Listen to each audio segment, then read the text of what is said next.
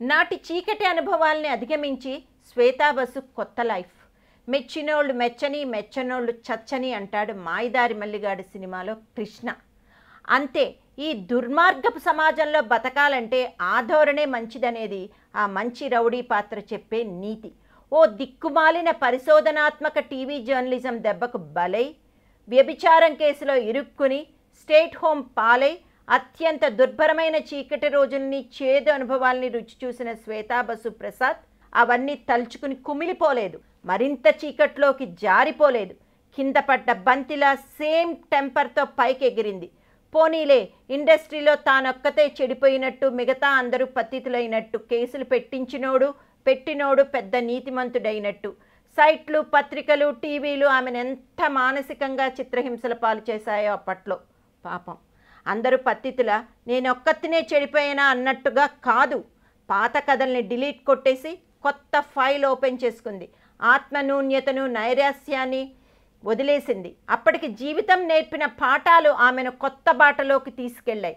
తన జీవితాన్ని తానే కొత్తగా మోల్డ్ చేసుకుంటున్న తీరు చూస్తే నిజంగా ఆ పిల్లకు అభినందనలు చెప్పాలని అనిపిస్తుంది.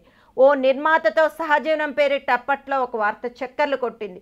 అవును, సినిమా నిర్మాత రోహిత్ మిట్టల్తో తన సహజీవనం నిజమేనని శ్వేత అంగీకరించింది. ఒక ప్రముఖ మీడియా హౌస్ ఇంటర్వ్యూలో దీన్ని అంగీకరిస్తూ గత 2 ఏళ్లుగా పరస్పరం అర్థం చేసుకునే ప్రక్రియలో ఉన్నామని చెప్పుకొచ్చింది. 24 ఏళ్ల శ్వేత ఇప్పుడు సంతోషంగా ఉన్నానని, అతని సాహచర్యాన్ని ఆస్వాదిస్తున్నానని చెప్పింది. ఫ్యాంటమ్ ఫిలిమ్స్ సినిమా నిర్మాణం సందర్భంగా ఇది స్టార్ట్ అయిందని, ఇంకా పెళ్లి గురించి ఆలోచించలేదని స్పష్టం చేసింది. ఇక తనకు నలుపు ముద్ర వేసిన తెలుగు ఇండస్ట్రీ నుంచి బయటపడింది. వెళ్ళి ఏకంగా ఏక్తా కపూర్ శిబిరంలో పడింది. అదృష్టవంతుల్ని చెడగొట్టలేరు, దురదృష్టవంతుల్ని ఉద్ధరించలేమన్నట్టుగా ఆమె తలెగరేసుకుని మరింత ఆత్మవిశ్వాసంతో కొత్త జీవితాన్ని లీడ్ చేస్తుంటే ఎవడాపగలిగాడు ఆ పైనాన్ని? ఓ చారిత్రక టీవీ సీరియల్ చంద్రనందినిలో లీడ్ రోల్. అది ఒక అద్భుతమైన పాత్ర. బలమైన ఆత్మవిశ్వాసం కలిగిన ఓ యుద్ధవనిత, రాచకుమార్తె. తన వారందరినీ మట్టుపెట్టి తనను సాంప్రదాయకంగా చెరబెట్టిన ఓ మగధ చక్రవర్తిని పెళ్లాడాల్సి వచ్చిన ఒక శాపగ్రస్త స్త్రీ పాత్ర. అందుకే శ్వేతా బసు ఆ పాత్ర చేస్తున్నందుకు తబ్బిబ్బవుతున్నది. అవును, నందిని పాత్ర ఆధునిక మహిళ ఆత్మవిశ్వాసానికి ప్రతిరూపం.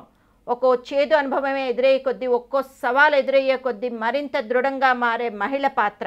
నందినిలాగే ఇప్పటి మహిళ కూడా పరిస్థితులకు, అపజయాలకు కుంగిపోదు. ప్రతి సవాల్ను చిరునవ్వుతో స్వీకరించగలదు అని ఒక ఇంటర్వ్యూలో చెప్పింది శ్వేత. నిజంగా తన మనసు లోపల దాచుకుని ఏ చేదు జ్ఞాపకాల నుంచో వచ్చినట్టునే కదూ ఆ మాటలు. Best of luck Shweta, go ahead అంటుంది ఇండస్ట్రీ.